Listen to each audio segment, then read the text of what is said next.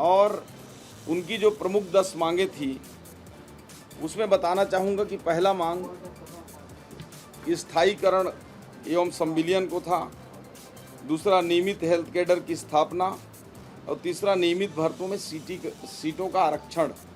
इन 3 विषयों को हम लोग उच्चतम स्तर से निर्णय लिए जाने हेतु एजेंडा में रखे हैं।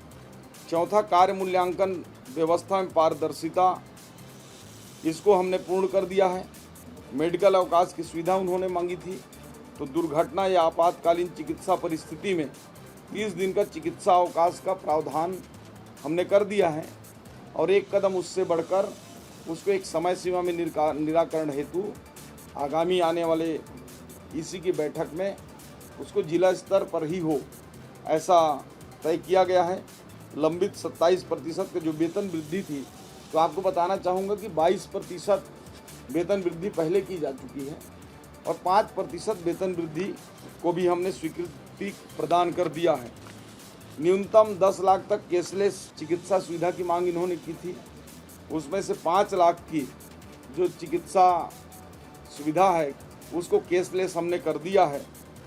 और इसके पश्चात जो 3 और मांग हैं, ग्रेड पे का निर्धारण, अनुकंपा नियुक्ति और स्थानांतरण नीति, इन तीनों की कमेटी हम 1 माह पहले ही बना दिए हैं जब इनकी मांग आई थी हड़ताल से पहले, तो और उसको 3 महीने के अंदर पूर्ण करने हेतु समय सीमा भी हमने तय किया है।